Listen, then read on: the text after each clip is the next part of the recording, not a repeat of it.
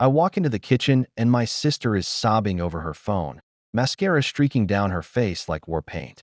She doesn't even look up when I enter. Just keeps scrolling through screenshots, her hands shaking so hard the phone nearly slips. He posted them, she whispers. Jake posted everything. My blood turns to ice. Jake, her boyfriend of 3 years, the guy who had Sunday dinners with our family every week. The guy who called my dad, sir, and helped mom with the dishes. What do you mean everything? I ask, though part of me already knows. She turns the phone toward me, and I see her face, her body, intimate moments she trusted him with. Posted on a revenge site with her full name, her workplace, even our home address. The comments below are vile, disgusting, threats mixed with propositions. I grab my keys. Where does he live? She catches my arm, her nails digging in.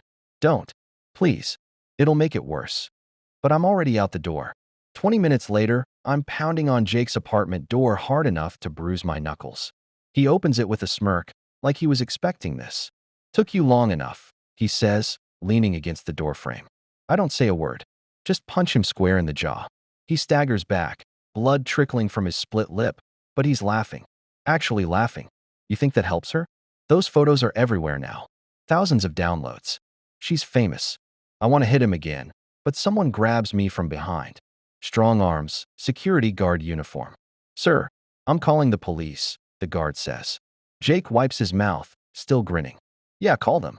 Tell them he assaulted me. I've got ring camera footage. I'm arrested an hour later. Assault charges. My sister has to post my bail, the same money she was saving for therapy. When we get home, Mom is waiting. Her face is pale, her lips pressed into a thin line. Your father knows, she says quietly. My sister makes a sound like a wounded animal. Dad walks in from the living room, his face unreadable. He doesn't look at my sister, just stares at the wall behind her. I don't know what you expected, he finally says. You dated a man like that. You send pictures like that. Dad, I cut in. Don't. But he holds up a hand. I raised you better than this. Both of you. Now our family name is all over the internet because of poor choices. My sister's face crumbles. She runs upstairs and I hear her door slam. Mom follows, but Dad catches her arm. Let her sit with it, he says. I can't believe what I'm hearing. She's the victim here, I say through gritted teeth. Dad finally looks at me. And you're a criminal now. Congratulations. Hope it was worth it. He walks out. I stand there, alone in the kitchen, realizing I may have just made everything worse. The next morning, I get a call from my boss. We need to talk, she says, her voice tight. I know what's coming before I even walk into her office. Someone sent her the arrest report. Someone also sent screenshots of the sites where my sister's photos are posted, with notes highlighting that we share a last name. This creates a liability for the company, my boss says, not meeting my eyes. I'm going to have to put you on leave pending investigation. I'm suspended by noon. No pay. My sister isn't answering her phone. When I drive to her apartment, her roommate says she hasn't come home. Panic sets in. I call everyone. Friends, cousins, even Jake's friends. Nothing. 6 hours later, I get a text from an unknown number. It's a photo of my sister, sitting in a hospital gown, her wrists bandaged. The message below says, St. Mary's. Room 412. She asked for you. I break every speed limit getting there. When I walk into her room, she looks so small, so broken. I couldn't take it anymore, she whispers. Everyone at work found out. My boss asked me to resign. I went to the police, and they said unless Jake made specific threats, there's nothing they can do. The sites won't take the photos down because they're not hosting, just linking. She starts crying again. I wanted it to stop. I just wanted it all to stop. I hold her hand, feeling absolutely powerless. A nurse comes in, explaining she's being held for 72-hour observation. Psychiatric evaluation. When I leave, there's a missed call from Mom. I call back. Your father and I talked, she says, her voice shaking. We think it's best if she comes to stay with us for a while. Get away from everything. Relief floods through me. Thank you. I'll tell her. But there are conditions, Mom interrupts. She needs to delete all her social media, change her number, and we think she should consider moving out of state. Your father has a friend in Montana who might have work. My relief curdles into anger. So she has to run? Disappear? While Jake just gets to keep living his life. Jake didn't break the law, Mom says quietly. The lawyer we consulted said so. Those photos were sent willingly. He didn't technically do anything illegal. I want to scream. Instead, I just hang up. 2 days later, my sister is released from the hospital.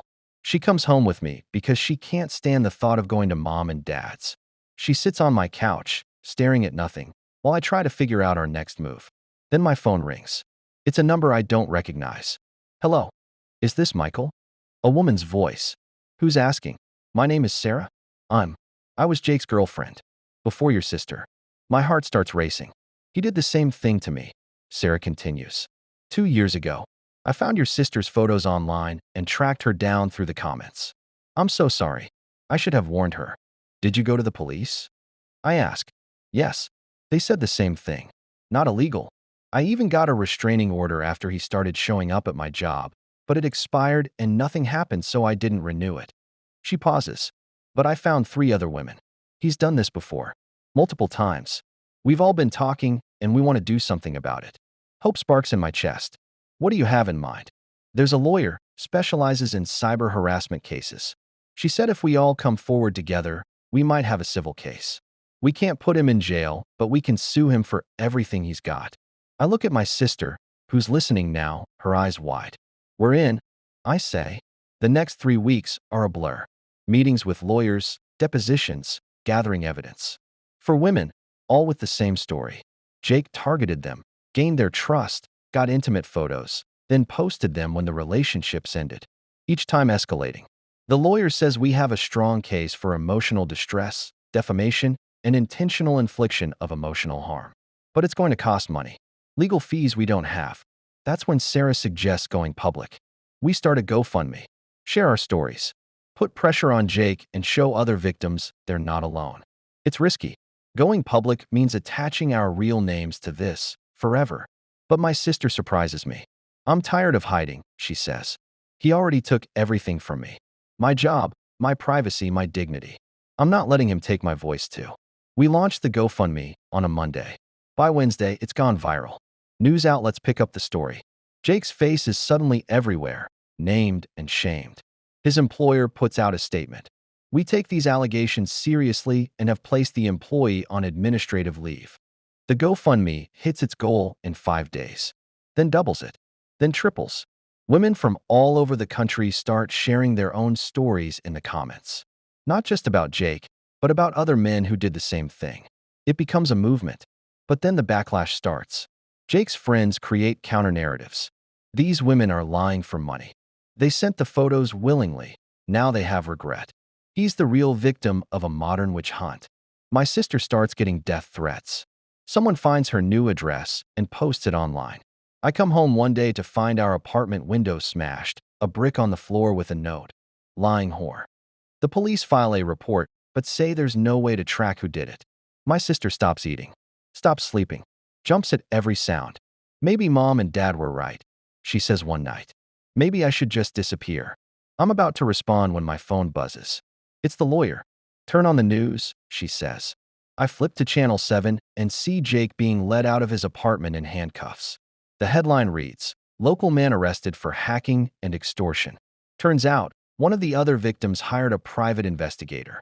They discovered Jake hadn't just posted photos that were sent willingly.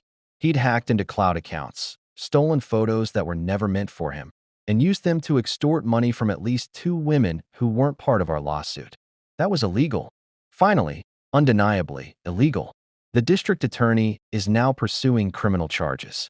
My sister watches the news with tears streaming down her face. But they're different tears this time. Not hopeless, just exhausted. The trial takes 6 months. Jake is found guilty on multiple counts. Sentenced to 3 years in prison, 5 years probation, and ordered to pay restitution to all his victims. Our civil lawsuit settles out of court for an undisclosed amount. It's not about the money. It's never been about the money. It's about the fact that the system finally acknowledged what happened to them was wrong. But here's the thing nobody tells you about winning. It doesn't erase the damage. My sister still has panic attacks, still struggles to trust anyone. The photos are still out there, circulating in dark corners of the internet, impossible to fully scrub. Her name, when Googled, still pulls up articles about the case. Future employers will see it. Future partners will know. She's trying to rebuild, started therapy, got a new job at a company that was supportive when they found out. But some days she still wonders if fighting back was worth it. I don't regret it, she tells me one evening. But I'm not sure I won either. As for me, I still have that assault charge on my record. It was reduced to a misdemeanor, but it's there. My dad and I haven't spoken in months. He never apologized for what he said, for blaming her instead of supporting her. Mom tries to play peacemaker, but I'm not ready. Maybe I'll never be ready. Last week, I got a message on LinkedIn. A woman I've never met. I saw your sister's story. I'm going through the same thing. Can we talk? I showed the message to my sister. She took a deep breath and said, "Give her my number." Because that's what we do now. We help others navigate the hell we barely survived. It's not the ending I wanted, not the justice I imagined, but it's something.